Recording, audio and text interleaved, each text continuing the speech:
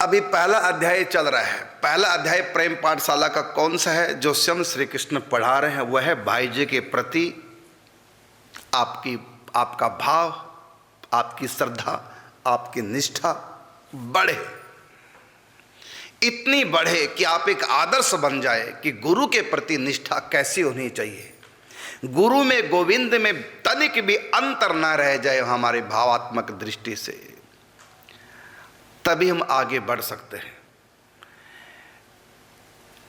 तो ठाकुर जी आते हैं, भाई जी की महिमा सुना रहे हैं और ये बता रहे हैं कि मुझ में और उनमें कोई अंतर नहीं है, हम दोनों एक हैं। उनको सुनना, मुझको सुनना, उनके दर्शन मेरे दर्शन, उनसे वार्तालाप मुझसे वार्तालाप, बल्कि कई अंश में तो भाई जी मुझसे अधिक हैं। किस बात में? वो जो प्रेम का दान करते हैं, जो भी उनके संपर्क में आ गया, तो मेरा प्रेम दान करने में मुझसे भी आगे भाई जी हैं। और कहा भी है, मोरे मन प्रभु अस विश्वासा, राम ते अधिक राम कर दासा। राम से भी अधिक राम के भक्त संत जब हमको प्रिय लगने लग जाए, तब समझो अब गाड़ी स्पीड से चलेगी, इससे पहले धीरे धीरे। इसलिए भाई जी के प्रति श्रद्धा इनकी बढ़े, पूर्णता को प्राप्त हो, जितनी बढ़ सके बढ़े, तभी ये उस परम तत्व को, प्रेम रस को प्राप्त कर सकते हैं। अभी तो एक छाया मात्र है। इसी बीच पूज्य सेठ जयदयाल गोंदका जी अपने कई काम करके आ गए गोरखपुर में, क्योंकि बाबा को, राधे बाबा को कहा था कि आप जाओ गोरखपुर, अब मैं आ रहा हूँ, 2-4 जगह जाना है, उसके बाद मैं आपको वहीं मिलूंगा। और बाबा ने टिकट कटा, सेठ जयदयाल गोंदका जी ने टिकट कटा दिया बाबा को, और बाबा आ गए थे गोरखपुर में, भाई जी से मिले। अब एकांत में हनुमानगढ़ी में राप्ती नदी के किनारे रह रहे। तो कई महीने के बाद, लगभग 2 महीने के बाद सेठ जी आते हैं। अब सेठ जी से बाबा मिलते हैं।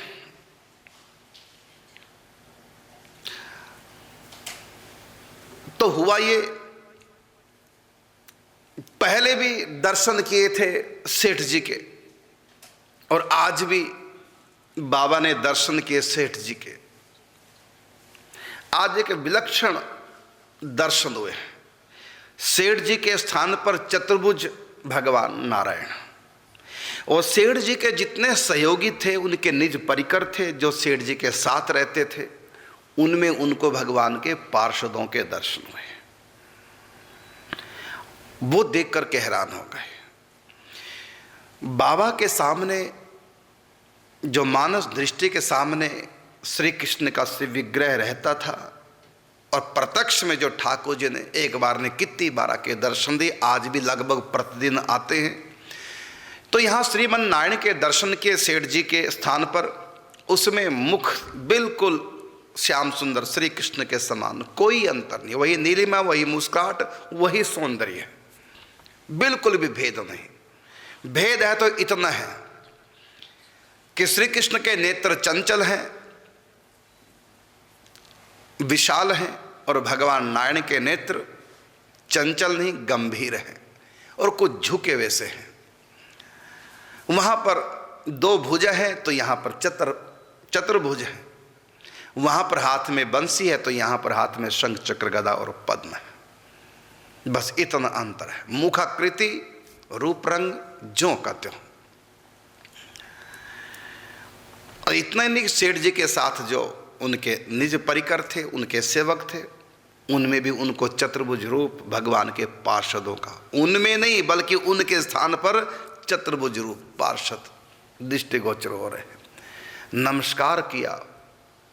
धन्य हो सेठ जी का ये विचित्र वैभव। लोगों की दृष्टि में सेठ जी हैं, व्यापारी हैं, साधक हैं, लेकिन मेरी आंखें मुझको श्री कृष्ण क्या दिखा रहे हैं। प्रणाम करते हैं। और सेठ जी का जहाँ भी सत्संग होता था गोरखपुर में, चाहे वो गीता प्रेस में हो, चाहे गीता वाटिका में हो, चाहे वो किसी के घर हो, बाबा वहीं जाते थे उनका सत्संग सुनने। बाबा चाहते कि मैं अधिक से अधिक इनका संग लाभ प्राप्त करूं, इनके प्रवचन उपदेश सुनूं।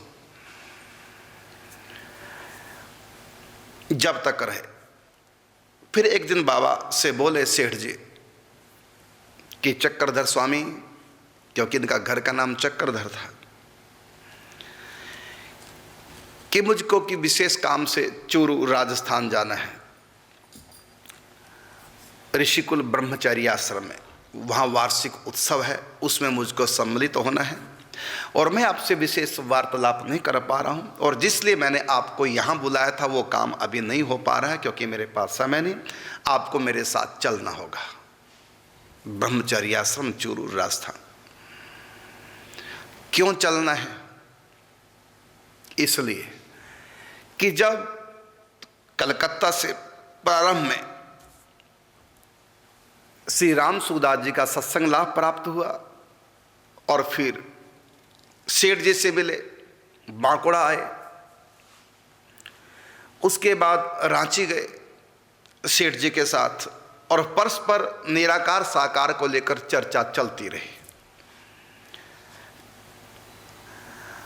उस समय गीता का उपदेश जिस ढंग से गीता के श्लोकों की व्याख्या करते थे, उनका मार्मिक अर्थ करते थे, पूज्य श्री राधे बाबा आश्चर्यचकित रह जाते। गजब का भाव है। गीता मैंने भी पढ़ी, एक बार नहीं कई बार पढ़ी, लेकिन ऐसे से गीता के श्लोक, ऐसे से अर्थ मैंने नहीं सुने। जब मैंने नहीं सुने तो किसी और ने क्या सुने होंगे। कितना अच्छा हो, सेठ जी के जो वक्तव्य है गीता को लेकर के, जो श्लोकों की व्याख्या जिस ढंग से करते हैं, यदि ये लिपिबद्ध हो जाए, इसका एक ग्रंथ छप जाए तो समाज का बहुत बड़ा काम हो जाएगा। और ये बात अपने मन की बाबा ने कह दी थी सेठ जी को। सेठ जी ने सुनकर के बाबा की बात कहा कि इच्छा तो हमारी भी है, लेकिन हम में इतनी योग्यता नहीं है, मैं तो हिंदी भी ढंग से बोल नहीं पाता, विशेष पढ़ा लिखा नहीं, मारवाड़ी मिश्रित हिंदी बोलता हूँ, तो हिंदी मेरी अच्छी नहीं है, ना बोलने में और ना लिखने में। तो सुन करके बाबा ने कहा सेठ जी से, आप अपना वक्तव्य दीजिए और मैं एक लेख तैयार करता हूँ, फिर आपको मैं दिखाता हूँ। यदि आपको लगे कि आपके भाव ज्यों का त्यों उतर आए हैं तो मैं ये काम करने को तैयार हूँ। सेठ जी ने अपना प्रवचन दिया, किसी श्लोक की व्याख्या की है, सुना बाबा ने।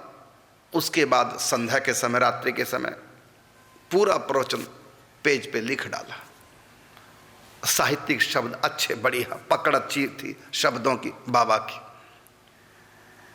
और पूरा लेख तैयार करके सेठ जी को दिखाया कि देखिए आपके भाव ज्यों का त्यों इसमें है कि नहीं, जो आज आपने सुनाए। इसमें कोई अतिशयोक्ति हो या कोई बात छूट गई हो या आपके भावानुकूल, अर्थानुकूल ये शब्द ना आए हों, इसमें कुछ करेक्शन करानी है, कुछ चेंजिंग करानी है तो आप बताइए। सेठ जी ने कहा, मैं बड़ा प्रसन्न हुआ, मेरे भावों को तुमने ज्यों का त्यों शब्द दिए हैं, इसमें कुछ भी परिवर्तन करने की आवश्यकता नहीं, मेरे भाव ज्यों का त्यों आ गए। अब पूरी गीता की मैं व्याख्या करूंगा और तुम लिखना। फिर छपे। इस ग्रंथ का नाम होगा गीता तत्व विवेचने। और इसलिए राधे बाबा को कहा था आप गोरखपुर चलिए, गीता प्रेस। मैं 2-4 काम करके मैं भी पहुंच रहा हूं, और इसलिए बाबा आए थे गीता तत्व विवेचने लिखने के लिए। बोलेंगे सेठ जी और लिखेंगे पूज्य बाबा। फिर ये ग्रंथ छपेगा, गीता के श्लोकों का अर्थ, भावार्थ, व्याख्या, टीका। इसलिए यहां आए थे।